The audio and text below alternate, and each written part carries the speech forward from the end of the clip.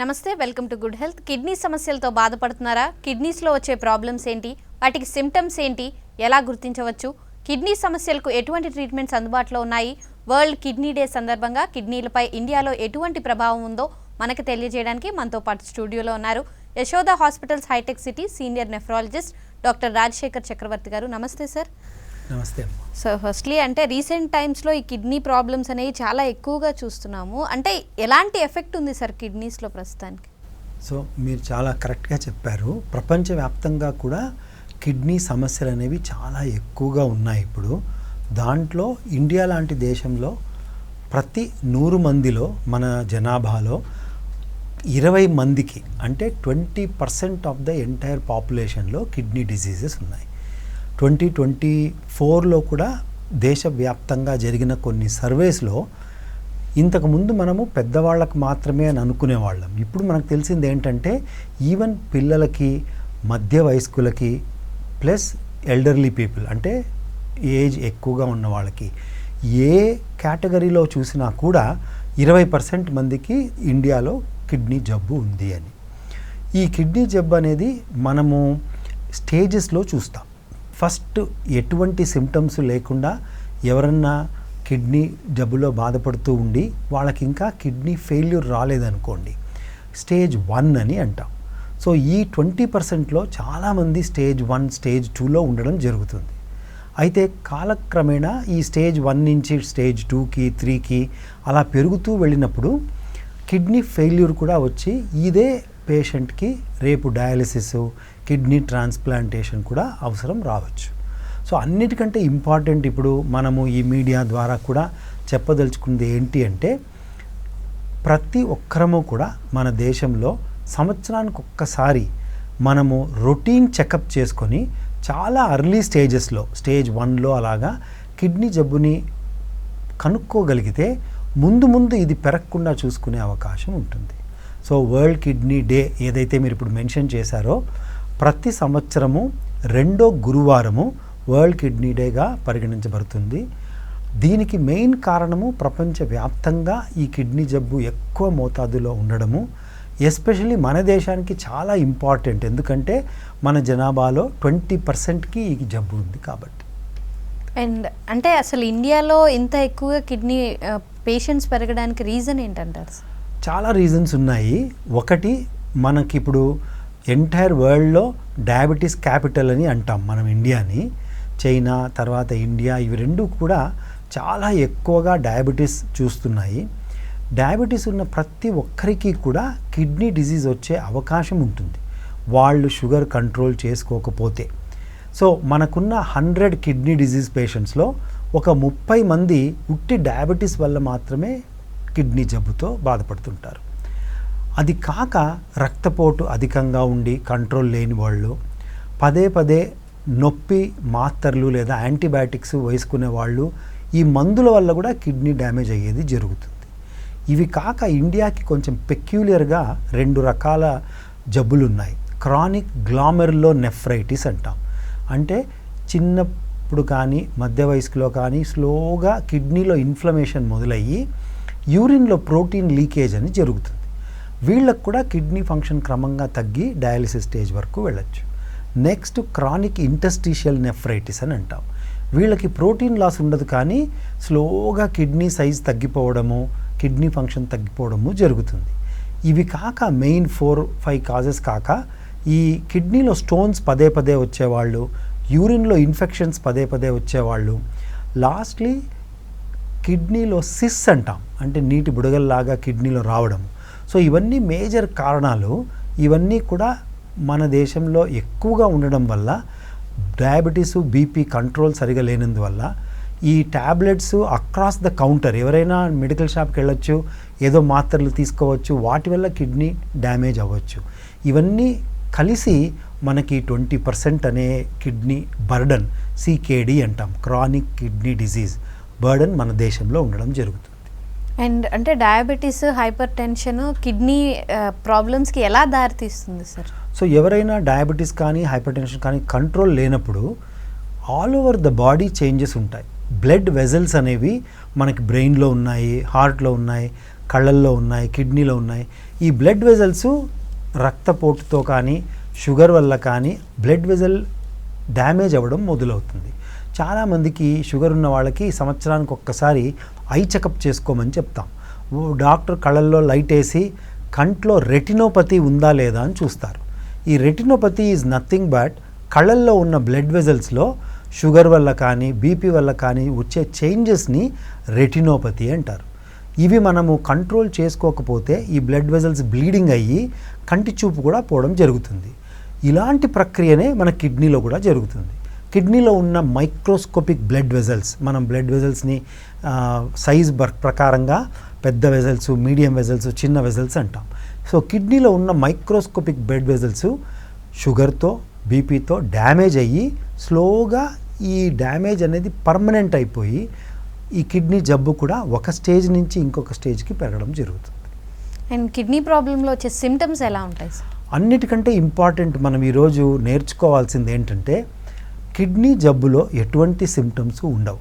ఎంతవరకు ఆల్మోస్ట్ మనం డయాలిసిస్కి వెళ్ళే స్టేజ్ వచ్చేంతవరకు మనకి ఎటువంటి సిమ్టమ్స్ ఉండవు. ఉండినా చాలా వేగ్ సిమ్టమ్స్, దేనివల్ల అయితే మనం ఇది డెఫినెట్గా కిడ్నీ ప్రాబ్లం అని తెలుసుకోలేమో అలాంటివి ఉంటాయి.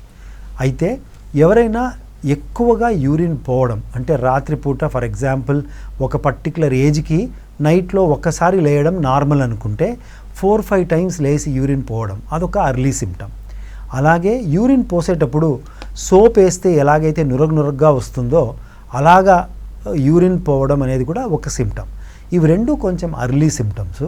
ఇది కాక బ్లడ్ ప్రెషర్ కంట్రోల్ ఇన్ని ఏండ్లు బాగుంది, సడన్గా కంట్రోల్ తప్పడం, ఇది కూడా ఒక సిమ్టమ్ మన కిడ్నీ ప్రాబ్లం ఉంది అని. కొంచెం లేటుగా మన కాళ్ళకి వాపు రావడము, అలాగే పొద్దున్నే లేచినప్పుడు మొహమంతా వాసిపోవడము, ఇవన్నీ కూడా సిమ్టమ్స్గా పరిగణిస్తాం. చాలా లేటుగా ఇంకేమి డయాలిసిస్ స్టార్ట్ చేయాలి అనే టైంకి ఆకలి లేకపోవడం, విపరీతమైన వామిటింగ్ సెన్సేషన్ రావడము, తర్వాత స్కిన్లో అంటే చర్మం పైన ఎక్కువగా ఇచ్చింగ్ జిలగా ఉండడము, ఇవన్నీ కూడా లేట్ సిమ్టమ్స్ అని అంటాం. అండ్ అంటే ఇప్పుడు కిడ్నీ పేషెంట్స్లో వచ్చే ప్రాబ్లమ్ని డిటెక్ట్ చేయడం ఎలా అంటారు సార్? మరి సిమ్టమ్స్ రావంటున్నారు. మనం ఇందాక చెప్పినట్టు ఇంత ఎక్కువ బర్డన్ ఉంది కాబట్టి మనము ఒక 6 కేటగిరీస్ వాళ్ళని అట్ రిస్క్ పేషెంట్స్ అంటాం. అట్ రిస్క్ అంటే వీళ్ళకి ఎక్కువగా కిడ్నీ జబ్బు వచ్చే అవకాశం ఉంది అని. ఒకటి, మధుమేహం ఉన్న ఎవరైనా సరే, రక్తపోటు ఉన్న ఎవరైనా సరే, దీర్ఘకాలికంగా ఎక్కువగా మందులు వాడేవాడు, ఎటువంటి మందులైనా సరే మనం తీసుకునే మందులు మన ఒంట్లోకి వెళ్ళి కిడ్నీలోకి వెళ్ళి బయటికి రావాలి కాబట్టి పెయిన్ కిల్లర్స్, యాంటీబయాటిక్, ఈ చిన్న యాంటాసిడ్ ట్యాబ్లెట్స్ అంటాం, ఏదైతే పొద్దున్నే మనము అసిడిటీ లేకుండా అవి కూడా కిడ్నీ జబ్బుని కాజ్ చేయొచ్చు. సో ఈ విధంగా దీర్ఘకాలికంగా మందులు వాడేవాళ్ళు, పదే పదే కిడ్నీలో స్టోన్స్ వచ్చేవాళ్ళు, యూరినరీ ఇన్ఫెక్షన్స్ వచ్చేవాళ్ళు, ఈవెన్ మన ఫ్యామిలీలో ఒక్కరికి కిడ్నీ ప్రాబ్లం ఉన్నా వేరే అందరూ కూడా సంవత్సరానికి ఒక్కసారి టెస్ట్ చేసుకోమంటాం. అలాగే ఊబకాయలు, ఎక్కువ ఒబేసిటీ ఉన్నవాళ్ళు, ఈ 6 కేటగిరీస్ వాళ్ళు చాలా రిస్క్లో ఉన్నట్టు మనం చెప్తాం. ఇలాంటి వాళ్ళు ప్రతి సంవత్సరము వాళ్ళకి ఎటువంటి సిమ్టమ్స్ లేకపోయినా కూడా ఇయర్లీ ఒక్క టెస్ట్, బ్లడ్లో సీరం క్రియాటినిన్ అని ఒక టెస్టు, అలాగే యూరిన్లో ప్రోటీన్ లాస్ ఉందా అనే ఒక టెస్టు, ఇవి రెండూ చేసుకోగలిగితే చాలా అర్లీ స్టేజెస్లో మనం పికప్ చేస్తే కిడ్నీ జబ్బు అనేది అసలు పెరగకుండా చూసుకునే అవకాశం ఉంది. ప్రస్తుతానికి మనకి ఎంత మంచి మందులు ఉన్నాయంటే స్టేజ్ 1, స్టేజ్ 2లో మనం పికప్ చేస్తే అసలు ఆ స్టేజ్ నుంచి పెరగకుండా చూసుకునే అవకాశం ఉంటుంది. అండ్ అంటే ఏ స్టేజ్లో కనిపెడితే ట్రీట్ చేసి నార్మలైజ్ చేయడానికి ఈజీగా ఉంటుందంట? సో అర్లీ స్టేజెస్లో ట్రీట్ చేసి ఈ 20 డిఫరెంట్ కారణాలు మనము చూస్తాం కిడ్నీ జబ్బుకి. దాంట్లో 5-6 మనం డిస్కస్ చేసుకున్నాం. ఈ 20 కారణాల్లో ఏది అని కనుక్కున్న తర్వాత ఆ కారణానికి మనం మందులు ఇచ్చే అవకాశం ఉంటుంది. So first stage, second stage డెఫినెట్గా రివర్స్ చేయొచ్చు. 3rd, 4th స్టేజ్లో పూర్తిగా రివర్స్ చేయకపోయినా కూడా ఆ స్టేజ్ నుంచి పెరగకుండా చూసుకునే అవకాశం ఉంటుంది. ఓన్లీ 5th స్టేజ్ అంటే డయాలిసిస్ స్టేజ్ వస్తేనే మనం ఆ టైంలో దాన్ని అరికట్టడం కానీ రివర్స్ చేయడం కానీ తెలీదు. కాబట్టి ఆ స్టేజ్లో డయాలిసిస్ స్టార్ట్ చేసుకొని తొందరగా కిడ్నీ ట్రాన్స్ప్లాంటేషన్కి వెళ్ళమని చెప్తాము. అండ్ అంటే సీరం క్రియాటినిన్ టెస్ట్ చేసుకోమన్నారు కాబట్టి అది ఎంతవరకు ఉంటే అలర్ట్ అవ్వాల్సిన సిచ్యువేషన్? సో చాలా ల్యాబ్స్ ఇప్పుడు సీరం క్రియాటినిన్ అడిగిన వెంటనే ఒక ఎస్టిమేటెడ్ జిఎఫ్ఆర్ అని ఒక టెస్ట్ ఇస్తాయి. ఆ ఎస్టిమేటెడ్ జిఎఫ్ఆర్ అనేది మన కిడ్నీ ఫంక్షన్ ఒక నిమిషంలో ఎన్ని ఎంఎల్ బ్లడ్ని శుద్ధీకరిస్తుందని చెప్తుంది. సో ప్రతి ఒక్కసారి మనం క్రియాటిన్ అడిగినప్పుడు ఆటోమేటిక్గా ల్యాబ్ వాళ్ళు జిఎఫ్ఆర్ ఇంత ఉంది అని చెప్పడం జరుగుతుంది. సో మనం కిడ్నీ స్టేజ్ 1 అనుకున్నప్పుడు మన జిఎఫ్ఆర్ 90 ml కంటే ఎక్కువ ఉండి యూరిన్లో ప్రోటీన్ లాస్ ఉంటే దాన్ని స్టేజ్ 1 అంటాం. అప్పటికి ఇంకా కిడ్నీ ఫంక్షన్ తగ్గలేదు అని. అదే మన కిడ్నీ ఫంక్షను 60 ml నుంచి 90 mlలో ఉండి ప్రోటీన్ లాస్ అలా ఉంటే స్టేజ్ 2 అంటాం. 60 కంటే తక్కువ ఉంటే దాన్ని మనం స్టేజ్ 3 అంటాం. 30 కంటే తక్కువ ఉంటే స్టేజ్ 4. 15 ml కంటే తక్కువ ఉంటే దాన్ని స్టేజ్ 5 లేదా డయాలిసిస్ స్టేజ్ అంటాం. సో ఈ సీరం క్రియాటిన్ అనే టెస్టు ఉపయోగించి మనం ఈ జిఎఫ్ఆర్ని క్యాలిక్యులేట్ చేయడం జరుగుతుందన్నమాట. అందుకే దాన్ని ఎస్టిమేటెడ్ జిఎఫ్ఆర్ అంటాం. సో మీరు అడిగిన ప్రశ్న ఏ క్రియాటినిన్ లెవెల్ నార్మల్ అని. ఎవరికైనా కూడా ర్యాండమ్గా చెక్ చేస్తే సీరం క్రియాటినిన్ 1.0 1.0 కంటే తక్కువ ఉంటే అది నార్మల్ అని చెప్తాం. అండ్ అంటే కిడ్నీలో వచ్చే డిఫరెంట్ ప్రాబ్లమ్స్ ఏంటి సార్?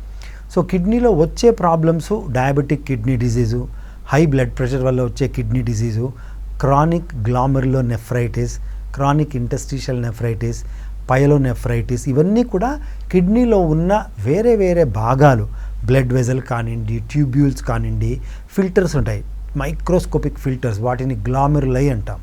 వీటిలో ఉన్న ఇన్ఫ్లమేషను, తర్వాత ఫైబ్రోసిస్ అంటే స్కారింగ్ అవ్వడం వల్ల పర్మనెంట్ డ్యామేజ్ జరుగుతుంది.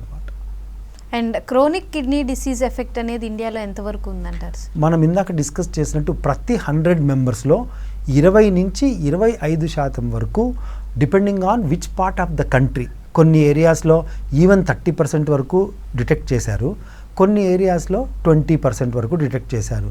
మన తెలుగు రాష్ట్రాల్లో కూడా ఉద్దానం అనే ఒక ప్లేస్లో ఆల్మోస్ట్ 60% మందికి కూడా కిడ్నీ డిజీజ్, దాన్ని ఇప్పుడు ఉద్దానం నెఫ్రోపతి అంటే ఆ ఏరియాలో ఉండే పర్టికులర్ టైప్ ఆఫ్ పెక్యులర్ డిజీజ్ని ఉద్దానం నెఫ్రోపతి అని ప్రపంచవ్యాప్తంగా కూడా పిలుస్తారు.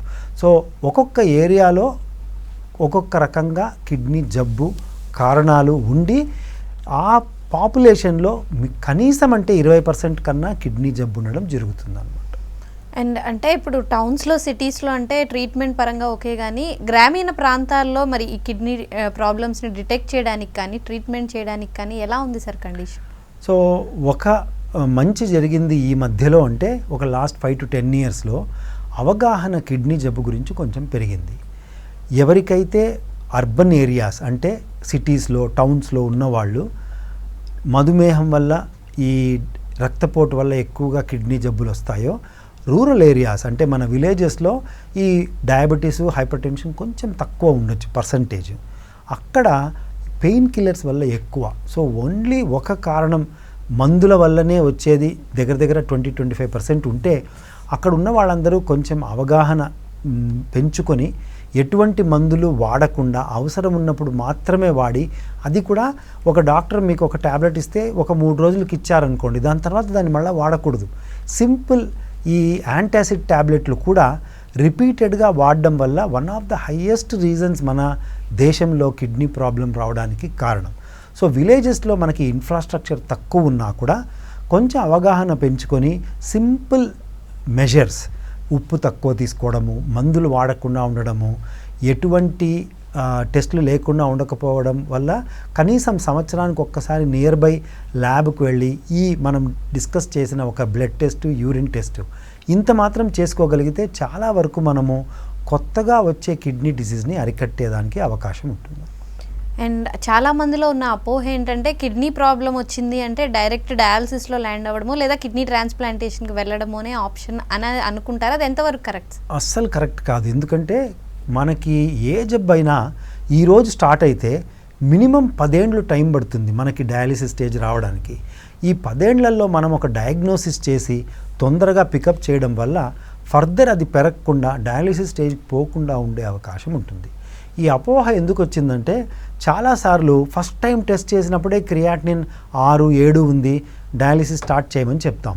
వాళ్ళు లైఫ్లో అంతకుముందు ఎప్పుడూ టెస్టులు చేసుకోలేదు కాబట్టి మనకి తెలియదు అనమాట. ఈ కిడ్నీ ట్రాన్స్ప్లాంటేషన్ గురించి చాలామంది తెలుసుకోవాలి అనుకుంటారు, వాళ్ళకి ఏమన్నా చెప్తారా సార్? ఈ ప్రపంచవ్యాప్తంగా కిడ్నీ ట్రాన్స్ప్లాంట్ అనేది ఇప్పుడు మోర్ దాన్ 40-50 ఇయర్స్ నుంచి చేయడం జరుగుతుంది. ఫస్ట్ కిడ్నీ ట్రాన్స్ప్లాంట్ మన దేశంలో 1971లో జరిగింది. ఇప్పుడు సంవత్సరానికి 24 నుంచి 25 వేల కిడ్నీ ట్రాన్స్ప్లాంట్లు చేయడం జరుగుతుంది. అయితే మనకున్న కిడ్నీ జబ్బు బర్డన్ చూస్తే ఈ నెంబర్ కూడా సరిపోదన్నమాట. మనకున్న కొత్త డయాలిసిస్ పేషెంట్స్ ప్రతి సంవత్సరము 5 లక్షల కంటే ఎక్కువ మంది ఉన్నారు ప్రతి సంవత్సరం. వీటిలో ఒక 24 నుంచి 25 వేల మందికి మాత్రమే మనము కిడ్నీ ట్రాన్స్ప్లాంట్ చేయగలుగుతున్నాం. వన్ ఆఫ్ ద రీజన్ మనకి కిడ్నీ దాతలు అంటే మన ఫ్యామిలీ మెంబర్స్ ముందుకొచ్చి కిడ్నీ డొనేట్ చేయడం అనేది అంత ఈజీగా లేదు. రెండో ఆప్షను కెడవర్ ట్రాన్స్ప్లాంట్ అంటాం. ఎవరన్నా యాక్సిడెంట్లో చనిపోయినా, బ్రెయిన్ స్ట్రోక్ వచ్చి చనిపోయినా, వీళ్ళకి బ్రెయిన్ డెత్ అవ్వడం వల్ల వాళ్ళ ఆర్గన్స్ ఇంకా బాగానే ఉన్నప్పుడు ఆ ఆర్గన్ మనం డొనేట్ చేస్తే ఈ కెడవర్ కిడ్నీని తీసి రిసిపియంట్కి పెట్టడం వల్ల వాళ్ళు మళ్ళీ డయాలిసిస్ లేకుండా ఉండే అవకాశం ఉంటుంది. ఈ 2 ఆప్షన్స్ కాబట్టి ఆ 2 ఆప్షన్స్లో నెంబర్స్ బాగా తక్కువ ఉన్నాయి కాబట్టి 5 లక్షల మంది కొత్తగా డయాలిసిస్ రీచ్ అయినా ప్రతి సంవత్సరము మనము 24 నుంచి 25 వేల మాత్రమే ట్రాన్స్ప్లాంట్ చేయగలుగుతూ ఉన్నాము. కిడ్నీ ట్రాన్స్ప్లాంటేషన్ అయిన వాళ్ళు ఇంకా మా లైఫ్ నార్మల్ అయిపోతుంది అన్న కాన్ఫిడెన్స్తో చేయించుకుంటారు కదా సార్, వాళ్ళు ఎన్ని జాగ్రత్తలు తీసుకోవాలంటారు? ట్రాన్స్ప్లాంట్ అయిన తర్వాత చాలా వరకు quality of life, quantity of life పెరగడం జరుగుతుంది. అయితే ట్రాన్స్ప్లాంట్ తర్వాత మన బాడీ రోగ నిరోధక శక్తి, ఇమ్యూనిటీ ఏదైతే ఉందో ఈ ఇమ్యూనిటీ తగ్గించేదానికి మనం కొన్ని మందులు వాడడం జరుగుతుంది. వీటిని ఇమ్యూనో సప్రెసివ్ డ్రగ్స్ అంటాం. ఇవి చాలా ఇంపార్టెంట్ మెడిసిన్స్. మన ఇమ్యూనిటీ వేరే వాళ్ళ కిడ్నీ మన బాడీలో పెట్టినప్పుడు దాన్ని అటాక్ చేసి రిజెక్షన్ అనే ఒక ప్రక్రియని జరుపుతాయి. ఈ రిజెక్ట్ అయిన కిడ్నీస్ మళ్ళీ పనిచేయవు కాబట్టి రిజెక్షన్ కాకుండా ఉండేదానికి రేపు ట్రాన్స్ప్లాంట్ అంటే ఈ రోజు నుంచి 3 రకాల ట్యాబ్లెట్లు ఇవ్వడం జరుగుతుంది. ఈ 3 రకాల ట్యాబ్లెట్లను కూడా లైఫ్ లాంగ్ వాడాలి. ఎప్పుడన్నా మనము సడన్గా ఈ మందులు వేసుకోకపోతే మరు దినమే ఈ కిడ్నీ రిజెక్ట్ అవ్వడం జరుగుతుంది. సో అన్నిటికంటే ఇంపార్టెంట్ ట్రాన్స్ప్లాంట్కి వెళ్ళే వాళ్ళు ఈ 3 మందుల గురించి నేర్చుకొని ఎప్పుడు కూడా వాళ్ళు ట్రావెల్ చేసినా ఇంకొక చోటికి వెళ్ళినా వాళ్ళతో పాటు ఈ మందుల్ని ఎప్పుడు కూడా తీసుకెళ్ళడం చాలా ఇంపార్టెంట్. ఇవి వాళ్ళు సరిగ్గా వేసుకోకపోతే కిడ్నీ రిజెక్ట్ అయ్యే అవకాశం ఉంటుంది. సెకండ్ రీజన్, ట్రాన్స్ప్లాంట్ తరువాత మీ షుగర్ కంట్రోలు, మీ బీపీ కంట్రోలు మళ్ళీ కంట్రోల్ బాగా చూసుకోకపోతే మళ్ళీ కిడ్నీ పైన ఎఫెక్ట్ అయ్యే అవకాశం ఉంటుంది. ట్రాన్స్ప్లాంట్ తరువాత ఇన్ఫెక్షన్స్ ఏమన్నా వచ్చినా, వాళ్ళకి ఏదన్నా మందులు అవసరం ఉన్నా మళ్ళా నెఫ్రాలజిస్ట్ని సంప్రదించి మందులు వాడాలి. లేదంటే కొన్ని మందుల వల్ల కూడా కొత్త కిడ్నీకి డ్యామేజ్ అయ్యే అవకాశం ఉంటుంది. సో ఈ విధంగా ట్రాన్స్ప్లాంట్ చేసుకున్న వాళ్ళు కొన్ని సింపుల్ జాగ్రత్తలు తీసుకోవడం వల్ల లైఫ్ లాంగ్ మళ్ళా డయాలిసిస్ పోకుండా ఉండే అవకాశం ఉంటుంది. అండ్ డయాలసిస్ మీద లైఫ్ గడుపుతున్న వాళ్ళకి అంటే ఎన్ని ఇయర్స్ వాళ్ళు డయాలసిస్తో బతకొచ్చు అంటారు సార్? సో మన యూనిట్లోనే 24 ఇయర్స్ 25 ఇయర్స్ కంప్లీట్ చేసిన వాళ్ళు ఉన్నారు డయాలిసిస్లో. తప్పకుండా ట్రాన్స్ప్లాంట్ ఆప్షన్ లేని వాళ్ళు నెఫ్రాలజిస్ట్ సూచించినట్టు కరెక్ట్గా డయాలిసిస్ చేసుకోగలిగితే నెంబర్ ఆఫ్ టైమ్స్, మామూలుగా మనము వారానికి 3 డయాలిసిస్ చేసుకోమని చెప్తాం. ఇవన్నీ కరెక్ట్గా చేసుకుంటే వాళ్ళు కూడా వాళ్ళ నార్మల్ క్వాలిటీ ఆఫ్ లైఫ్ని లీడ్ చేయొచ్చు. బట్ ట్రాన్స్ప్లాంట్ తరువాత ఉన్న క్వాలిటీ ఆఫ్ లైఫ్కి డయాలిసిస్లో ఉన్న క్వాలిటీ ఆఫ్ లైఫ్కి ఎటువంటి సంబంధము లేదు, చాలా డిఫరెన్స్ ఉంటుంది అన్నమాట. అండ్ కిడ్నీ వ్యాధుల మీద అవగాహన పెంచడానికి ఈ వరల్డ్ కిడ్నీ డే స్పెషాలిటీ ఏంటి సార్? ఇది ఎలా హెల్ప్ అవుతుందంటారు? సో ఎక్కువగా ఈ కిడ్నీ డిజీజ్ బర్డన్ ఉండడం వల్ల ఎంటైర్ సంవత్సరంలో ఒక రోజుని మనం ఎంచుకొని కనీసం ఆ రోజన్నా పబ్లిక్ మీడియాలో, ప్రింట్ మీడియాలో ప్రతి ఒక్క చోట కిడ్నీ జబ్బు అనేది నిజం, మన దేశంలో ఈ లెవెల్లో ఉంది, దీన్ని అరికట్టే ఆప్షన్స్ కూడా ఉన్నాయి, మనం అవగాహన పెంచుకునే దానికోసం మాత్రమే ఈ వరల్డ్ కిడ్నీ డేని సెలబ్రేట్ చేయడం జరుగుతుంది. అండ్ మీరు అంటే స్టార్టింగ్లో చెప్పినట్టు చిన్నపిల్లలు, ముసలి వాళ్ళు, యూత్ మీద ఎలాంటి ప్రభావం ఉంది సార్ మేజర్? మనకి ఇంతకు ముందు అనుకునే వాళ్ళము only after 40-50 years kidney problem వస్తుంది అని, ఎందుకంటే అప్పుడే ఎక్కువగా డయాబెటీస్, హైపర్ టెన్షన్ వస్తాయి. బట్ ఈ 2024లో జరిగిన సర్వే మన దేశంలో ఈవెన్ 15 ఏండ్లు, 19 ఏండ్లు, 20 ఏండ్లు ప్రతి 5 ఇయర్ కేటగిరీ చూస్తే 15 to 19, 19 to 24 ఆ విధంగా 5 year age group category check చేస్తే కూడా ప్రతి ఒక్క కేటగిరీలో కూడా 20% కంటే ఎక్కువ కిడ్నీ జబ్బు ఉండడం జరిగింది. దీన్ని మనసులో పెట్టుకొని ఈవెన్ చిన్న పిల్లలకి, స్కూల్లో ఉన్న వాళ్ళకు కూడా స్క్రీనింగ్, అంటే నేను చెప్పినట్టు సంవత్సరానికి ఒక బ్లడ్ టెస్టు, యూరిన్ టెస్టు చేసి తొందరగా పికప్ చేస్తే ఆ ఏజ్లో ఇంకా రివర్సిబిలిటీ బాగా ఉంటుంది. వాళ్ళు రేపు మధ్య వయస్కులైనా పెద్ద వయసు వాళ్ళైనా వాళ్ళకి కిడ్నీ జబ్బు రాకుండా ఉండే అవకాశం ఉంటుంది. అంటే ఇప్పుడు చిన్నపిల్లల్లో కానీ యూత్లో కానీ కిడ్నీ ప్రాబ్లం వస్తే వాళ్ళు లైఫ్ ఎంతవరకు నార్మల్గా లీడ్ చేయగలుగుతారు సార్ ఫర్దర్గా? చాలా సింపుల్ మెజర్స్ అమ్మ. ఒకటి, కిడ్నీ జబ్బు ఉందని తెలిసినప్పుడు యూరిన్లో ప్రోటీన్ లాస్ అని చూస్తాం. నేను ఇందాక చెప్పినట్టు ఇప్పుడు మనకు చాలా మంచి మందులు అందుబాటులో ఉన్నాయి. 5 ఏండ్ల కింద లేని మందులు కూడా ఇప్పుడు మనకు అందుబాటులో ఉన్నాయి. ఈ మందులతో యూరిన్లో ప్రోటీన్ తగ్గిస్తే ముందు ముందు కిడ్నీ ఫంక్షన్ తగ్గకుండా ఉండే అవకాశం ఉంటుంది. సో చిన్నపిల్లల్లో, యంగ్ ఇండివిజువల్స్లో పికప్ చేసి ఈ మందులు వాడడం వల్ల ముందు ముందు కిడ్నీ వ్యాధి అనేది సివియరిటీ పెరగకుండా చూసుకునే అవకాశం ఉంటుందన్నమాట. అండ్ అంటే ఒకప్పటితో కంపేర్ చేస్తే ఇప్పుడు కిడ్నీ ప్రాబ్లమ్స్తో ల్యాండ్ అయ్యే వాళ్ళు చాలా ఎక్కువ అయిపోయారు. అప్పటికి ఇప్పటికీ ఉన్న డిఫరెన్స్ ఏంటి సార్ అసలు? నా ఒపీనియన్లో ఒకటి, మనం ఎక్కువ టెస్ట్ చేస్తున్నామేమో. ముందు చేసే వాళ్ళం కాదు, సడన్గా ఎవరికో ఏదో ప్రాబ్లం వచ్చింది అనుకునే వాళ్ళం. ఇప్పుడు నెంబర్ ఆఫ్ టెస్టింగ్ ఎక్కువ ఉంది, తొందరగా పేషెంట్స్ డాక్టర్ దగ్గరికి వస్తున్నారు కాబట్టి ఎక్కువగా పికప్ చేయడం జరుగుతుంది. రెండోది, మనకి ప్రతి సంవత్సరము కూడా డయాబెటీసు, హైపర్ టెన్షను ఇవన్నీ కూడా పెరుగుతూ ఉన్నాయి సొసైటీలో. మూడోది, విచ్చలవిడిగా మనం మందులు వాడడం అనేది జరుగుతుంది. అవసరం ఉన్నా లేకున్నా కంటిన్యూస్గా మందులు వాడడం వల్ల కూడా ఒక కారణం ఉండొచ్చు. నాలుగోది, కొత్తగా మనం చూసేది ఆటో ఇమ్యూన్ డిజీజెస్ అని ఉంటాయి.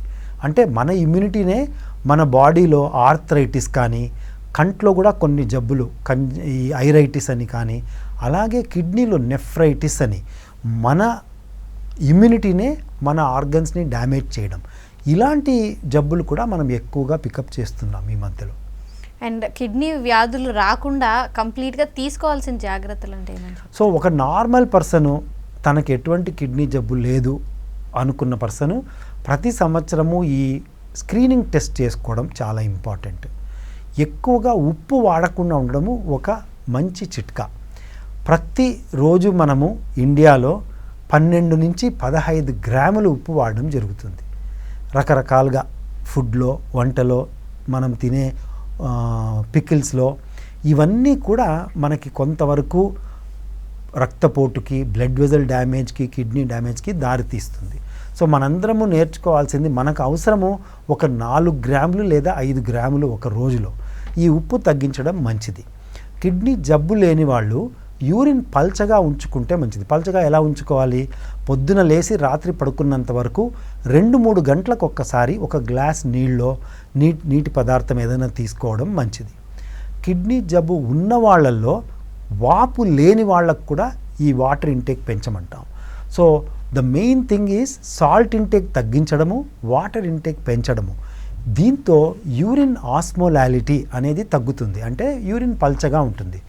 యూరిన్ పల్చగా ఉన్న వాళ్ళకి ఎవరికైనా కూడా కిడ్నీ డిజీజ్ ప్రోగ్రెషన్ స్లో అయిపోతుంది.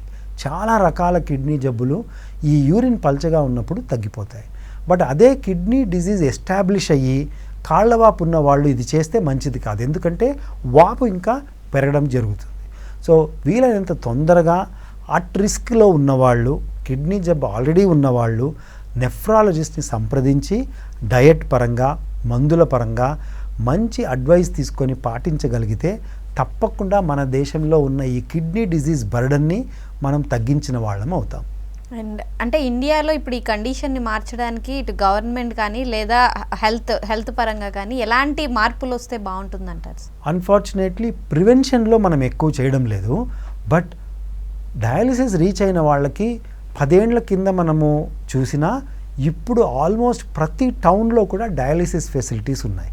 ఎస్పెషలీ సౌత్ ఇండియాలో చాలా ఎక్కువగా డయాలిసిస్ ఫెసిలిటీసు, ట్రాన్స్ప్లాంట్ ఫెసిలిటీస్ ఉన్నాయి. అదే మనం ప్రివెన్షన్లో ఎక్కువ చేయడం లేదు. ఇదే మనము ఈ ఎనర్జీ అంతా ప్రివెన్షన్లో పెట్టగలిగితే మనకి సంవత్సరానికి డయాలిసిస్ రీచ్ అయ్యే జనాభా కూడా తగ్గిపోతుంది. అది మనం అవగాహన ఎక్కువగా పెంచుకొని ఈ చిన్న చిన్న మెజర్స్ తీసుకోగలిగితే మన దేశంలో కిడ్నీ డిజీజ్ బర్డన్ తగ్గించిన వాళ్ళం అవుతాం. Right, thank you so much Rajasekhar గారు. అమ్మా. ఇది ఇవాళ good health. Stay tune to V6 news.